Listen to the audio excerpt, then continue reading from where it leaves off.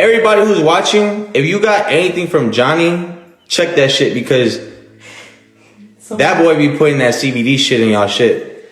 And I've had several clients who come in and they'll be like, bro, why my shit get tested CBD? Well, I don't fucking know shit. Y'all gotta ask Johnny, bro. That's Johnny's fucking, that's Johnny's production. Johnny Dang, the man that basically built the entire rap jewelry game from the ground up, the man that rappers been shouting out in songs for decades, the man who went from fixing watches at a flea market in Houston to having Beyonce, Travis Scott, and Gucci Mane all pulling up to his shop. But here's the thing, gang, and this is where it gets crazy. There are people out here saying this man has been selling fake diamonds, not just random people on the internet, not just some haters in the comment section. We're talking about his own former employee going on camera and exposing him. We're talking about Chief Keef feeling like he had to go prove that his Johnny Dang jewelry was real. And then we got these diamond tester videos floating around on the internet that got people questioning everything. So today we're breaking it all down, every single layer of this story, and I promise you, by the time we get to the end of this video, to Johnny Dang's actual response to all of this, your jaw is going to be on the floor. So do not click off. I'm not even playing with y'all right now. Let's get into it, but wait, before we get into all the drama, let me break down who this man actually is, because some of y'all might be sleeping on just how big Johnny Dang really is. So get this, Johnny Dang was born in Vietnam in 1973. His grandfather and his father were both in the jewelry trade. So this man literally came from a jewelry bloodline. In 1996, when he was 23 years old, he moved to Houston, Texas with basically nothing. He started working with his brother at a flea market, fixing watches and doing jewelry repairs. A flea market, gang, no big store, no fancy showroom, just a booth at a flea market in Houston. But here's where it starts getting good. He opens his first actual store, called TV Jewelry, at Sharpstown Mall in Houston in 1998, and he starts making these custom grills, custom diamond grills for teeth. And in 2002, he links up with Paul Wall, the rapper, and they go into business together. And from that point, it's over. The whole rap game started flooding to this man's shop. We're talking Gucci Mane, Travis Scott, Migos, Chief Keef, Lil Pump, 21 Savage, Beyonce pulled up to get grills. Nelly made a whole song called Grills that was basically a Johnny Dang commercial. That Mexican OT literally made a song in his honor in 2023. This man has appeared in music videos. He's been shouted out on records. He became a cultural icon. So when people start saying this man is selling fake jewelry, you understand why that's such a massive deal. Because his whole brand, his whole legacy, his whole identity is built on being the most authentic jeweler in the game. So let's talk about what actually happened. Aight gang, so this is where it gets interesting, and I want y'all to really picture this scene because it's honestly hilarious when you think about it. Chief Keef, Sosa, one of the hardest rappers to ever come out of Chicago, felt like he had to go to Kay Jewelers, not to buy something, not to get a gift for somebody. He went to Kay Jewelers specifically to test his Johnny Dang jewelry and prove to people that his diamonds were real. Brother Chief Keef went to the mall to get his chain tested. Let that sink in for a second. So what happened was, there was doubt floating around online about whether the pieces Keef got from Johnny Dang were actually authentic. People were looking at his pendant and his diamond watch and saying, nah, those don't look right. That's not real. And instead of just ignoring it, Keef decided to address it head on. He pulled up to Kay Jewelers in California with his Johnny Dang pendant and his diamond watch, and he ran the diamond tester on both pieces, and the tester came back green. Green light means real. And Sosa went online and posted about it like, when you see green, who's smart enough to know what that means? And that was supposed to be the end of it. But here's the thing, gang, and this is where it gets crazy. The fact that Chief Keef felt like he even had to do that says everything. This is a rapper who spent serious money with this jeweler, and the doubt was so real, so widespread, that he physically drove to a mall jewelry store to get his stuff tested. That's not nothing. That means the rumors were loud enough to reach SOSA, and Keef defending Dang's work publicly actually helped the brand at the time. But it also accidentally put the question out there for everyone to ask, wait, why were people doubting in the first place? And that question never fully went away, because a few years later it came back way louder. Y'all are not ready for this part. So we established that Chief Keef tested his own jewelry, but then regular people, content creators, jewelry reviewers, random fans started doing their own diamond tester videos on Johnny Dang pieces. And the results? Let's just say they were not all coming back clean.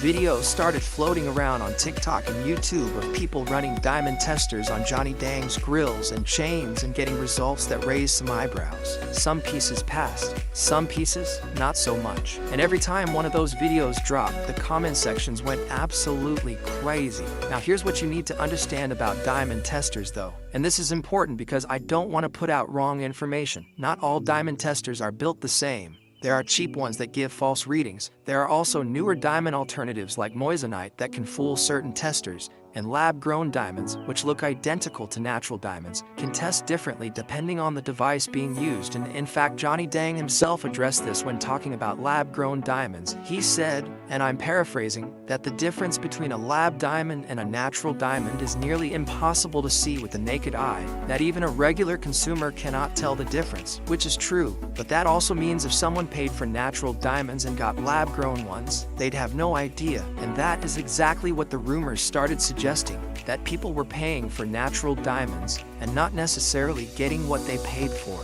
Now, nobody took Johnny Dang to court over this. No rapper came out with a receipt and a lawsuit, but the chatter was there and it was getting louder, and then the real bomb dropped. So in April of 2021, a man named Jose Mata, who goes by Plug Gio, went on camera and basically blew the whole thing up. And who was Plug Gio? He was a former employee of Johnny Dang, someone who worked inside the operation, someone who knew how the shop worked from the inside out. And this man went on camera and claimed, on record, that Johnny Dang was selling rappers fake diamonds. Bro, I'm not even lying. His own employee, someone who worked for him, went public with these allegations. Now think about how damaging that is. It's one thing when internet people speculate. It's one thing when a diamond tester gives a funny reading. But when someone who was literally inside your business, who watched how the pieces were made, who saw the transactions go down, who knows where the diamonds came from, when that person comes out and says something is off, that hits different. That's not a rumor. Now of course Johnny Dang's side fired back. His official business page confirmed that Mata had in fact worked for him and said that Mata abruptly quit in April of 2021, which is the same time this drama started popping off. And you can draw your own conclusions about why a man suddenly leaves a job and then immediately starts making videos accusing his former boss of fraud. But here's what makes it even messier. Plug Gio didn't just disappear after making those claims. He kept building his own jewelry career, and eventually he's the one who linked up with Sauce Walka to create what they called the world's first permanent $1 million grill. And when Sauce Walka revealed that grill, he said on camera, "I'm gonna take out Johnny Dang's and put in the Gios," basically saying his old pieces weren't up to par and he was upgrading them. And when Johnny Dang heard about that, he responded. He told Sauce Walka, you don't need to put my name in there, but if you mention my name, put some respect on my name." No cap, that's actually crazy, because now you got a whole public situation where a rapper is publicly switching from Johnny Dang to his former employee, and that former employee is the same one who made the fake diamond accusations. The whole thing is layered, gang. But wait, because it's not just the fake diamond angle. There's another part of this story that people don't talk about enough, and it hits just as hard. Lil Durk, one of the biggest names in rap right now, went on his Instagram story and basically told the whole industry that jewelers are out here scamming people, and not just small local jewelers.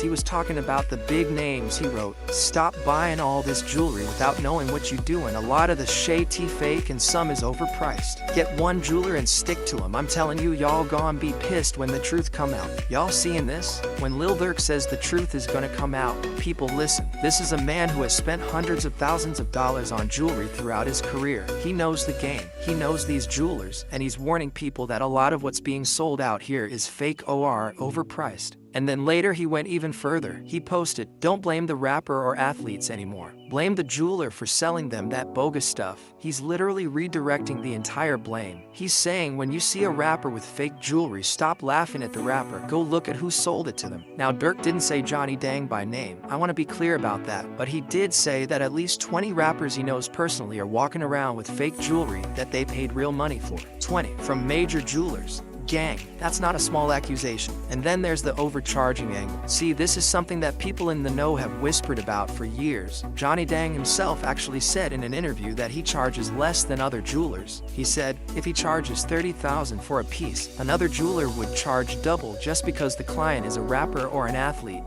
And he framed that as a positive, like he's the fair one.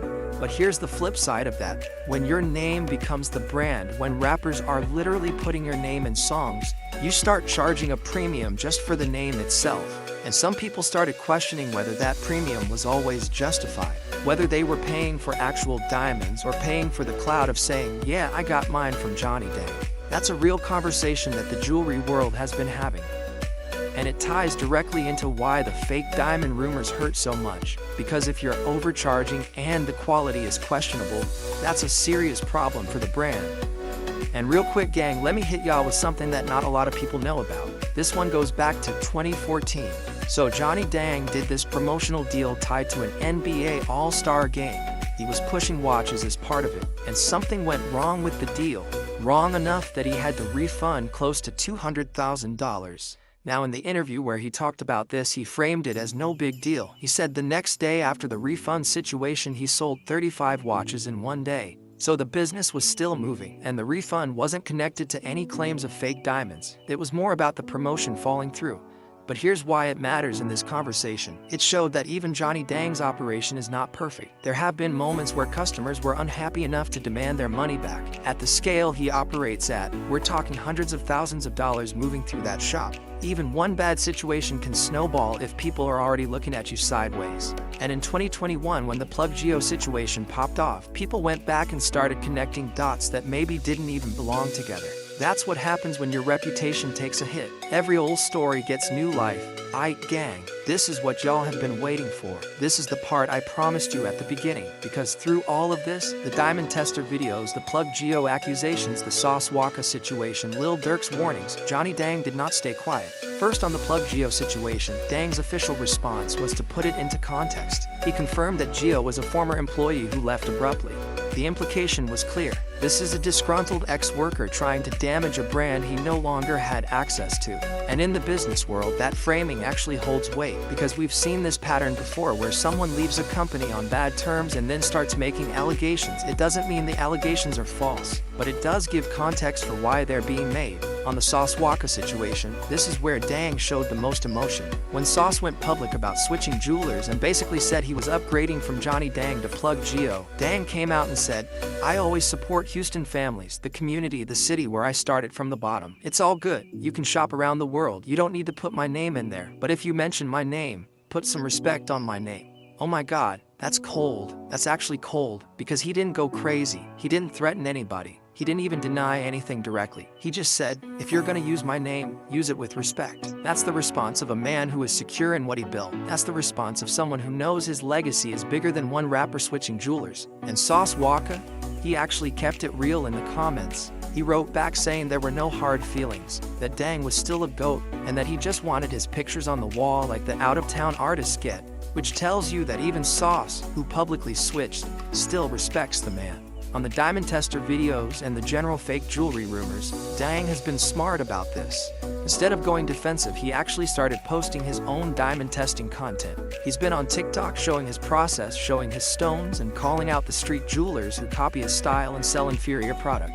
He positioned himself as the standard, the one people are trying to copy, the one who's out here exposing the fakes, not being exposed. He even publicly talked about the lab-grown diamond debate, being transparent about the difference between natural and lab diamonds and making clear that his high-end clientele wants natural. That kind of transparency is calculated, gang. He's getting ahead of the conversation instead of running from it. And here's the thing that caps off this entire story. Despite all of this drama, the ex-employee, the Diamond Testers, the Lil Durk warnings, the Sauce Walka situation, rappers are still pulling up to Johnny Dang's shop. That Mexican OT, Paul Wall, IShowSpeed getting his first grills there, R&B FOMOP spending $2 million on pieces from him. The business did not collapse. The brand did not crumble. Because at the end of the day, in this industry, loyalty is everything, and Johnny Dang has been loyal to the culture since before most of these rappers were relevant. He came from nothing. He built something real, and when the smoke cleared on all this drama, his name was still on the wall. And that, gang, is the full story of one of the most controversial jeweler situations in hip-hop history. We went from Chief Keef running to K Jewelers to prove his chain was real, to a whole ex-employee blowing up the spot on camera, to Lil Durk warning the entire industry that the truth was about to come out. And we ended right back at Johnny Dang still standing tall in Houston like none of it ever happened. That's actually crazy when you think about it, but yo, if you learned something new today, you already know what to do. Drop a like on this video. It genuinely helps the channel more than you know. Subscribe if you're not already rocking with Inform Secreto, and if you want more deep dives like this on the real stories behind the culture, the ones they don't tell you about, I got you. I'll catch y'all in the next one. Peace.